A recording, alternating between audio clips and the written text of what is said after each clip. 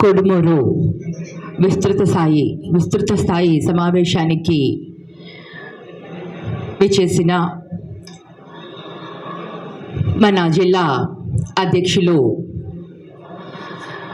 మాజీ MLA Shri SV Mohan Reddy గారికి, అలాగే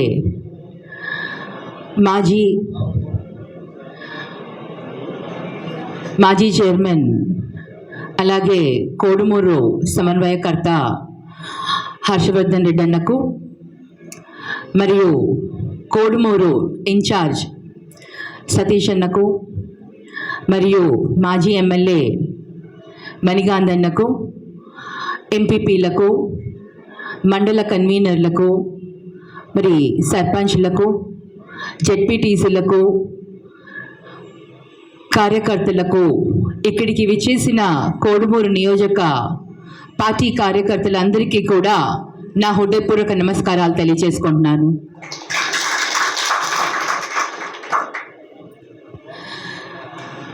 పార్టీ బలోపేతం అవ్వాలి అంటే కార్యకర్తలు బలంగా పార్టీకి అండగా ఉండాలి. కార్యకర్తలే పార్టీకి పునాదులు అని జగనన్న చాలా బలంగా విశ్వసిస్తున్నారు.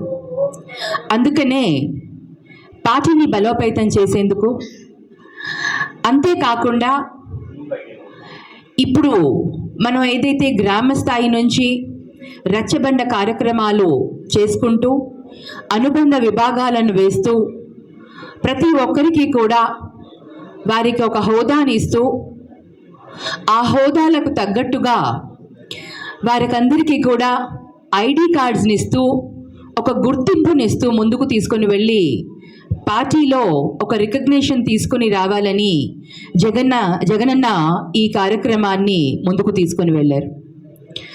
మరి ఈ కార్యక్రమం ఎప్పుడో మనం పూర్తి చేయాల్సిన సందర్భం ఉండింది. కానీ మెడికల్ కాలేజెస్ని ప్రైవేటైజేషన్ చేస్తూ ఏదైతే కూటమి ప్రభుత్వం నిర్ణయం తీసుకుందో దానికి వ్యతిరేకంగా మనం అందరం కూడా కోటి సంతకాల ఉద్యమం చేశాము.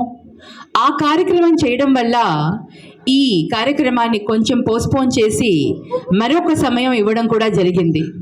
అంటే దీని ప్రాధాన్యత గురించి అందరూ కూడా తెలుసుకోవాలి.